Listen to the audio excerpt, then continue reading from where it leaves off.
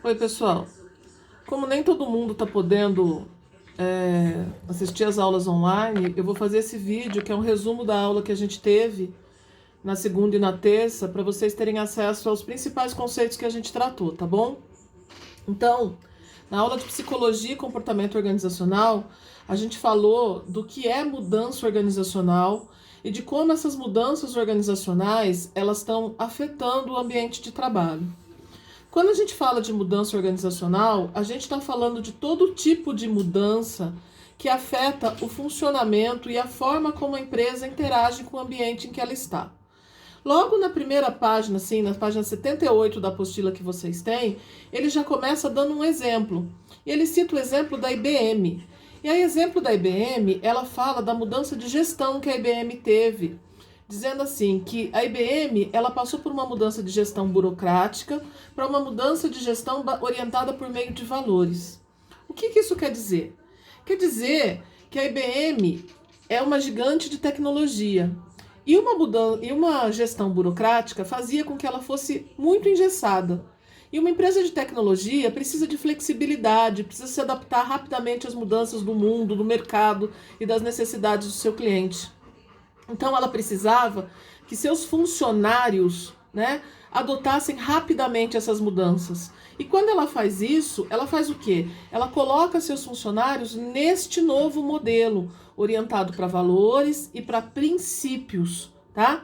Baseado na confiança e na responsabilidade individual das pessoas, onde cada um fica responsável por ser criativo, pela solução de problemas, né? E isso vai ajudar nessa nova adaptação da empresa a esse ambiente.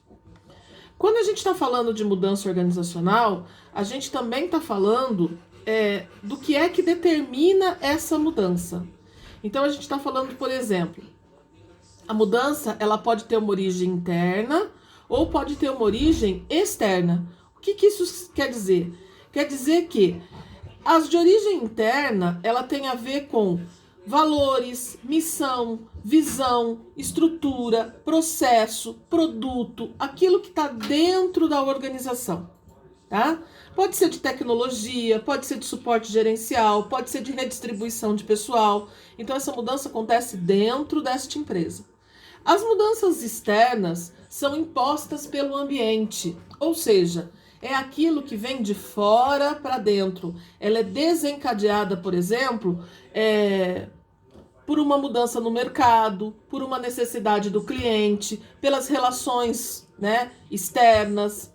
Então, isso pela economia. Então, isso acontece de fora para dentro. E aqui ainda ele aponta 3 tipos de mudança. São as mudanças estruturais, que podem ser de produtos ou serviços, as mudanças culturais e as mudanças tecnológicas. Se a gente conversar, né, com o pessoal mais antigo, se vocês conversarem com as avós de vocês e perguntarem assim para elas: ah, você ligava para alguém para entregar comida na sua casa? Elas vão dizer que não, que esse serviço era um serviço que não existia. E hoje a gente tem uma cultura de pedir comida em casa, tá? Ou seja, aconteceu nos últimos 30 anos uma mudança cultural no comportamento de compra do consumidor. A gente cozinha menos em casa e a gente compra mais comida fora. Isso faz com que a gente tenha uma mudança no serviço. E esse serviço acabou se desenvolvendo cada vez mais, tá? Ou seja, uma mudança cultural vai levar a uma mudança estrutural, tanto de produto como de serviço, que é o caso das entregas de produto. O Uber mesmo é um bom exemplo disso. Antigamente, a gente vivia com os táxis e isso era uma realidade. Hoje, o serviço de aplicativo, ele é uma necessidade nas cidades, né? A gente tem menos acesso a um táxi do que a um serviço de aplicativo. Isso é uma mudança cultural que gerou uma mudança estrutural na forma do serviço se organizar. Tudo bem? Qualquer dúvida que vocês tenham, vocês podem me mandar por e-mail, tá bom? Ou podem me mandar mensagem que a gente responde. O que acontece? Todas as mudanças acontecem de um jeito fácil? Não, elas não acontecem de um jeito fácil. Os próprios funcionários podem resistir à mudança. As pessoas não gostam da forma como a mudança acontece. Então, pelo hábito, pela segurança, por fatores econômicos, pelo medo de perder o emprego, tudo isso vai gerar resistência à mudança. O medo do desconhecido, isso gera resistência à mudança. E como é que você faz para lidar com essa resistência? Aqui na página 83, ele vai te dar 3 itens importantes sobre isso. Quando você está passando por um processo de mudança organizacional dentro da sua empresa, existem 3 fatores fundamentais. Primeiro, o treinamento. Seus funcionários têm que ser treinados e conscientizados de como essa mudança está acontecendo e por que está acontecendo. Segundo, desenvolvimento gerencial. O gerente é a pessoa que faz a ligação entre aquilo que a direção está querendo e aquilo que seus funcionários estão sendo treinados para mudar. Então, ele é responsável por toda a comunicação.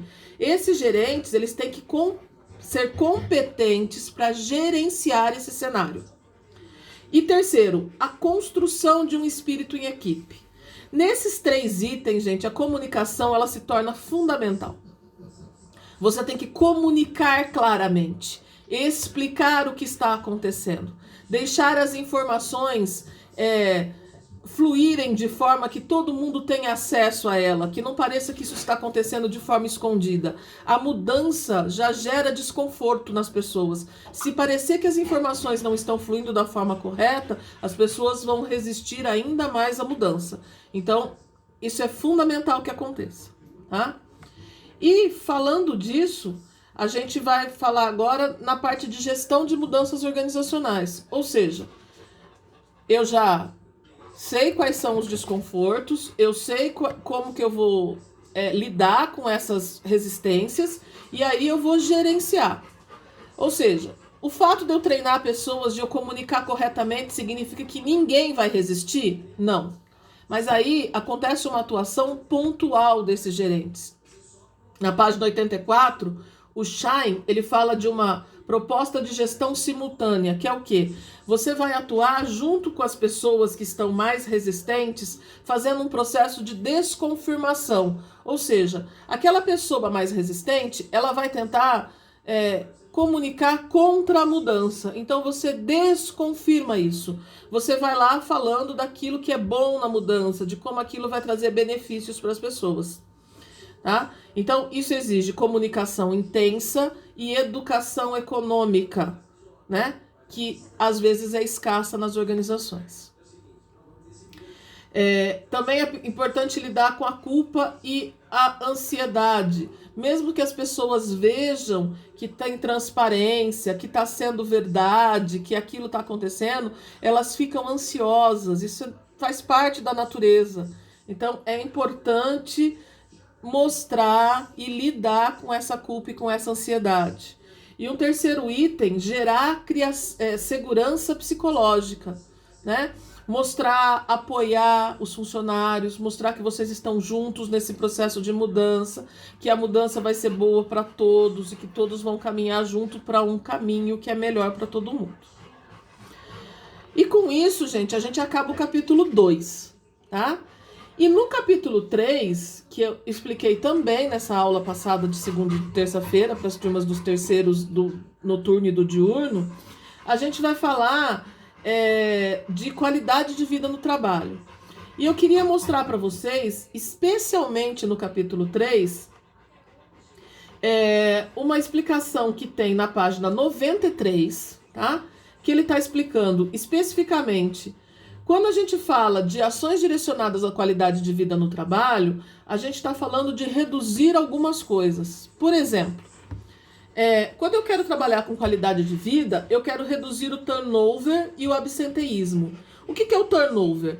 É a taxa percentual anual entre o número de funcionários, a taxa percentual anual da renovação de funcionários, ou seja, eu tenho um número de funcionários que são demitidos ao longo do ano. É a rotatividade dos funcionários dentro da minha organização. Então, esse turnover muito alto dentro da minha empresa mostra que eu não estou tendo um comprometimento com a minha organização. Quando eu tenho qualidade de vida, o turnover não é alto, tá? Absenteísmo é o número de faltas que os meus funcionários têm ao longo de um mês. Outra coisa, a qualidade de vida, ela respeita as singularidades, né? As peculiaridades, as diferenças individuais dos seus funcionários. Ela evita os gaps de competência. Se vocês lembrarem das nossas aulas presenciais, vocês vão lembrar que eu expliquei para vocês sobre competência é um conjunto de conhecimento, habilidade e atitude. O que é um gap? Gap é uma lacuna na formação da competência. Lembra que a gente falava? Olha, eu posso não ser 100% competente em alguma coisa. Quando eu sou, por exemplo, vamos falar de liderança. Eu posso não ser um líder 100%, porque eu posso ter problemas ou de conhecimento sobre liderança, ou de habilidade em ser líder, ou na atitude de líder. Ou seja, aonde eu falho, eu tenho um gap, tá? A qualidade de vida, quando eu invisto em qualidade de vida, ela vai tentar suprir esses gaps. Qualidade de vida diminui conflito e frustração. E qualidade de vida também vai diminuir insatisfação e desmotivação dos funcionários, tá? Além de diminuir estresse e investir no estilo de liderança dos funcionários. A parte mais importante deste capítulo 3, ela está na página 94. Ela mostra os 8 itens, né, que está no quadro 5, do modelo de qualidade de vida. E ele fala o que nesses 8 itens? Ele vai falar de quais são as dimensões da qualidade de vida e os indicadores. Quando a gente está falando de qualidade de vida, a gente está falando de compensação justa e adequada. Isso significa que o salário é equitativo, ou seja, ele é compatível tanto internamente, ou seja, as pessoas recebem no mesmo cargo equitativamente, quanto externamente, é a média do salário das empresas daquela região. As condições de trabalho são seguras e salutares, há oportunidade de desenvolvimento para os funcionários, você tem oportunidade de crescimento contínuo e se sente seguro dentro daquela organização, você sente oportunidade de integração social naquele trabalho, você sente um ambiente estável, salutar para trabalhar. Elas seguem as regras e as normas constitucionais. O trabalho é um espaço total de vida, você tem boas relações de trabalho em todos os níveis e você sente que seu trabalho tem algum tipo de contribuição e relevância social, tá? Quando você segue todas essas dimensões e os indicadores, você está seguindo qualidade de vida. O que acontece na maioria das empresas? Elas não conseguem, muitas vezes, seguir todos os indicadores. Tá? E aí elas vão falhando em alguns pontos quando oferecem qualidade de vida para os seus funcionários. Então, quando a gente está falando das dimensões da qualidade de vida, a gente está falando dessa forma, né? De fazer um diagnóstico e perceber como é que a empresa pode melhorar e oferecer mais oportunidades de qualidade de vida para o seu funcionário, de oferecer uma ação focada na melhoria da qualidade de vida, em diminuir o estresse, em diminuir os gaps de competência, em diminuir as frustrações, os conflitos, em melhorar o desempenho desse funcionário, tá? Porque quando você investe em qualidade de vida, você está melhorando o desempenho, produtividade, consequentemente diminuindo o custo. Assim, a gente termina o capítulo 3. Eu espero que a explicação tenha sido clara, eu espero que vocês não tenham ficado com muitas dúvidas, e se eu puder ajudar em alguma coisa, podem me mandar mensagem. Muito obrigada, até mais, pessoal.